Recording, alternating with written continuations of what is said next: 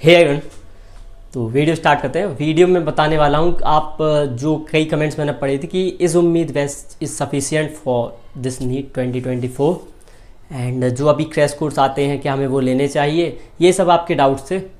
तो है ना, इंस्टाग्राम पे काफ़ी लोगों ने पूछ रखे थे, तो इनका मैं सीधा साधा जवाब ये देना चाहूँगा। क्रैश कोर्स उनके लिए होता है, पैसे पहले तो बताऊँ, देखो करने के लिए तो कोई कुछ भी कर जाए, लेकिन जेन्युइनली बता रहा हूँ कि मोस्ट ऑफ द केस में क्या होता है, ये क्रैश कोर्स उनके लिए होता है जिन्होंने कभी ना कभी प्रिपरेशन कर रखी होती है।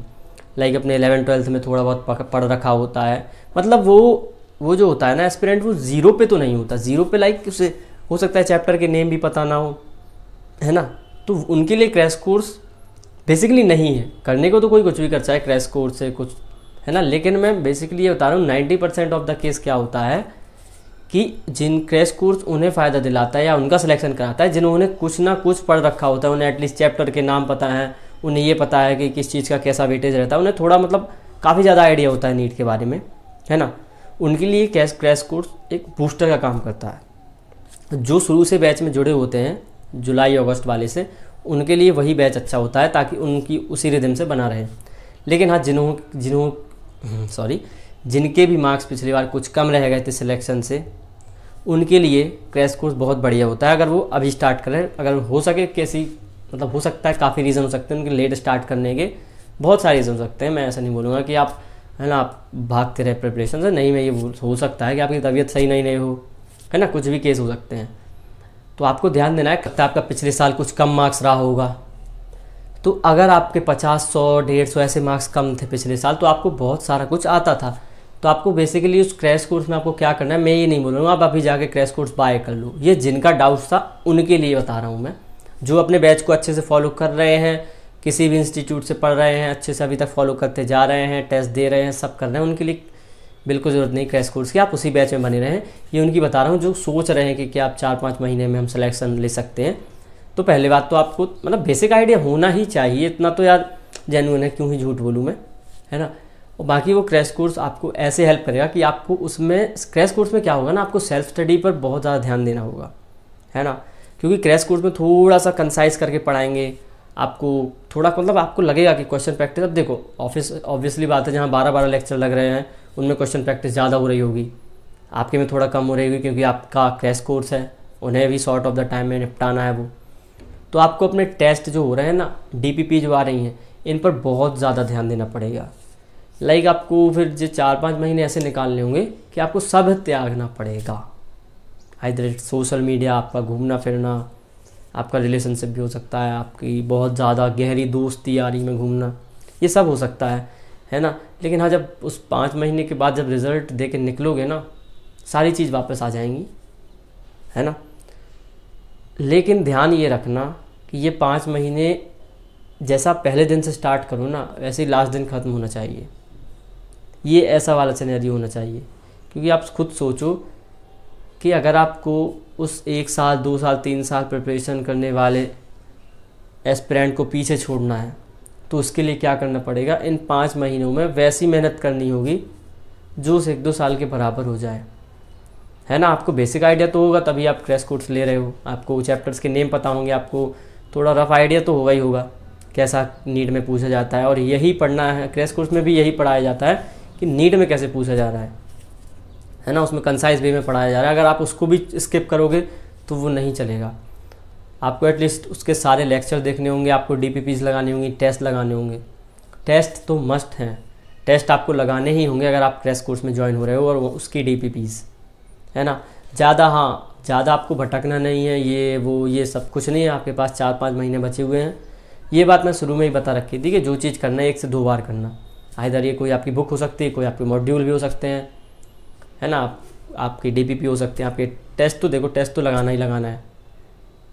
तो आप समझ रहे हो ना। और हाँ, जो नीट 2021 का जो था ना उम्मीद बैच, पहला बैच, आप कह रहे हो वो सफिशिएंट है, वो सफिशिएंट है, लेकिन अब हो सकता है ना कुछ अब सिलेबस कुछ रेड्यूस हुआ है, मुझे कह रहा उसके बारे में ज़्यादा नॉलेज नहीं है, आपको ज़्यादा पता होगा, मैं उस पर मैं सर्च नहीं कर पाया, मतलब टीचर को ज़्यादा पता होता है। तो मेरे हिसाब से जो करंट क्रैश कोर्स लॉन्च हो रहे हैं उन पर आप ज़्यादा फोकस कर लो, क्योंकि उनमें सिर्फ वही पढ़ाया जाएगा जो आपके सिलेबस में है, जो नीट में अभी पैटर्न थोड़ा थोड़ा चेंज हो रहा है ना, तो मेरे हिसाब से आपको नए क्रैश कोर्स की तरफ जाना चाहिए, इधर वो 2-3 साल पुराना वाला वो नहीं। हाँ, पर्टिकुलर अगर आपको टीचर सिर्फ रिस्पेक्टिव अलग सर की समझ में आ रही है तो आप उससे पढ़ सकते हो, उस लेक्चर से उनसे पढ़ सकते हो आप बिल्कुल। लेकिन क्वेश्चन प्रैक्टिस आप ध्यान देना कि जो नया बैच है उसकी करो आप, ताकि आप 1-2 कंसेप्ट अगर पुराने में एक्स्ट्रा ही पढ़ लो, लेकिन क्वेश्चन प्रैक्टिस आप सिर्फ रेलेवेंट चीज़ की करो तो कोई दिक्कत नहीं है। और ध्यान देना, और हाँ, जो पुराने बैच से जुड़े हुए हैं अभी उनका सही पेस में चल रहा है, मात्र 1-2 चैप्टर ही बैकलॉग में है, तो आप वही अपना पुराना बैच फॉलो करो, आप नए क्रैश कोर्स के चक्कर में मत फंसो। आप अपने जो हो सकता है 2-3 घंटे में पूरा चैप्टर का रिवीजन डालें, अगर ये क्रैश कोर्स में अगर यूट्यूब पर कोई फ्री हो जिसमें 2-3 घंटे में हो, आपका वो चैप्टर भूल रखा हो तो आप वो देख सकते हो। लेकिन ऐसा नहीं आप उसी क्रैश कोर्स को फॉलो कर लो। अगर आप अभी बैच को अच्छे से फॉलो कर पा रहे हो तो आप बैच को ही फॉलो करो, क्योंकि उसमें आपकी एक रिदम मेंटेन होगी। आप नए टीचर चेंज मत करना, ये उनके लिए जिन्होंने अभी स्टार्ट ही करना है, कुछ रीज़न की वजह से वो अच्छे से स्टार्ट नहीं दे पाए अपने आप को, और पहले का थोड़ा बहुत उन्हें नॉलेज है। तो ध्यान देना, आप अच्छे से अब 5 महीने के लिए लग जाओ। करना क्या है, अपने मटेरियल पर बिलीव जो तुम कर रहे हो कि हाँ इसी से पेपर आने वाला है, इसी को मुझे कई बार करना है। सिर्फ जैसा कि आप जानते हैं कि नीट के पेपर में अगर आपने मॉक टेस्ट लगा रखे हैं पहले से, प्रैक्टिस आपकी अच्छी है, तो आप मेन जो एग्जाम होता है ना उस दिन आपका देखो प्रेशर तो कम होगा ही होगा, और आप नंबर इंप्रूव कर सकते हो। लाइक आपने जो पहले मिस्टेक कर रखी है, मैंने बता रखा है मिस्टेक कॉपी बनानी है, उसमें अगर आपने वो मिस्टेक लिख रखी तो आप वो एग्जाम में तो नहीं करने वाले, और वैसे ही लिंक होकर क्वेश्चन आते हैं। तो I recommend you this book, Oswal brand की है। इसमें 10 मॉक टेस्ट पेपर दे रखे हैं जो कि ऑफलाइन बेस्ड हैं, आप देख सकते हो, हार्ड कॉपी है।